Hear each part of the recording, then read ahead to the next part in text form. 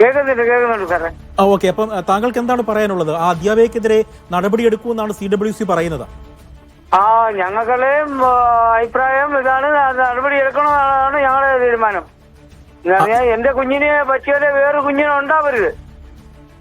ഈ സംഭവം നടക്കുന്നത് എന്നാണ്?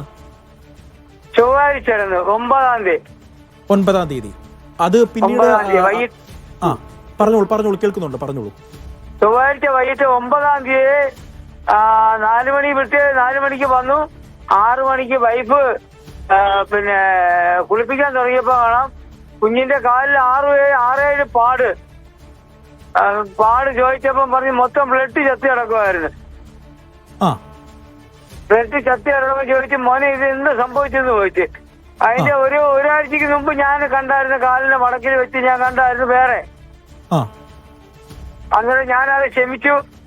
അങ്ങനെ ഇത് ചോദിച്ചും പറഞ്ഞ് ടീച്ചർ നുള്ളിയതാന്ന് പറഞ്ഞ്. ഇതിനു മുൻപ് ഉണ്ടായിട്ടുണ്ടോ ഈ സംഭവം? ഇതിനു മുമ്പ് ഉണ്ടായിട്ടുണ്ട്. അതേ ടീച്ചർ നുള്ളിയതാന്ന് പറഞ്ഞ്. അന്നേരം ഞാൻ രാത്രി 9 മണിക്ക് ഞാൻ ആട്ടോ ഓടിക്കുന്നതാണ്. ഞാൻ ആട്ടോ ഓടിപ്പം കഴിഞ്ഞ് 9 മണിക്കാണ് വീട്ടിൽ ചെന്നത്. ഞാൻ ചെന്നിട്ട് ഞാൻ ടീച്ചറെ വിളിച്ചു. ടീച്ചറെ, എന്റെ 4.5 വയസ്സായി ഈ പാവം കുഞ്ഞ് എന്താ തെറ്റ് ചെയ്തെന്ന് ചോദിച്ചു. ഇവിടെ പറഞ്ഞ് തെറ്റ് ചെയ്തല്ല, ക്ഷമിക്കൂ എന്ന് എന്റെ അടുത്ത് പറഞ്ഞ്. എനിക്കൊരു അവസ്ഥ പറ്റിപ്പോയി, ക്ഷമിക്കാൻ പറഞ്ഞ്. ഞാൻ പറഞ്ഞു ഒരിക്കലും ക്ഷമിക്കത്തില്ല. എന്റെ തൊട്ട അയലത്തുള്ളവരും നാട്ടുകാരെല്ലാം വന്ന് കണ്ടിട്ട് പോയി. കണ്ട് ഫോട്ടോ എടുത്തിട്ട് എനിക്ക് സഹിച്ചില്ലെന്ന് പറഞ്ഞാൽ എന്റെ കുഞ്ഞിന് നൊന്ത വേദന എനിക്കാണ് നൊന്തത്.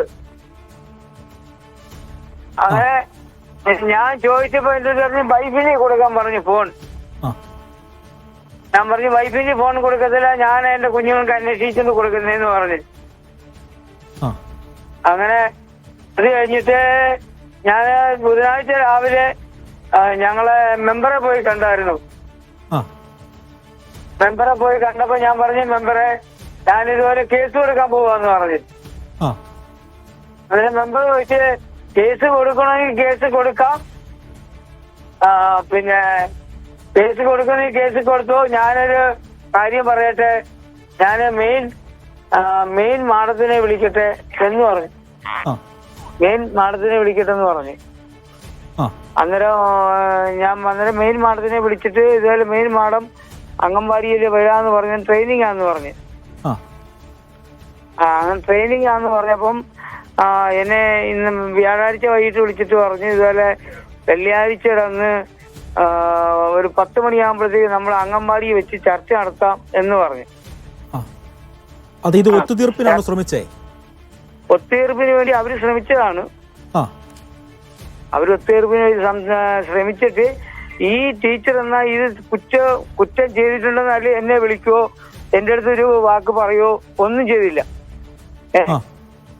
അങ്ങനെ ഇത് ചെയ്തെന്നുള്ളത് ടീച്ചർ ഈ അംഗൻവാടിയിലെ മെയിൻ മാഡത്തിൻ്റെ അടുത്തും പഞ്ചായത്ത് മെമ്പർക്കും വന്ന ജനങ്ങളടുത്തെല്ലാം പറഞ്ഞു. നിലവിൽ ഇപ്പം പോലീസിൽ പരാതി വല്ലതും കൊടുത്തിട്ടുണ്ടോ ഈ അധ്യാപികക്കെതിരെ? പോലീസ് കേസായി. മോനെ ഗവൺമെന്റ് ഹോസ്പിറ്റലിൽ കൊണ്ടുപോയി അവന്റെ മൊഴിയെടുത്തു, അവന് മരുന്നുകൾ കൊടുത്തു, എല്ലാം ചെയ്ത്. ഈ ടീച്ചർ മറ്റു കുട്ടികളോടും ഇങ്ങനെ തന്നെയാണോ പെരുമാറുന്നത്? അത് സംബന്ധിച്ച് എന്തെങ്കിലും അറിവെല്ലാം കിട്ടിയിട്ടുണ്ടോ? ഒരുപാട് പണ്ട് പോലെ ഒരുപാട് കുഞ്ഞുങ്ങളുടെ പരാതിയുണ്ട്. ഇങ്ങനൊന്നും ഇവരെ പേടിച്ച് ആരും ഒന്നും പറഞ്ഞിട്ടില്ല.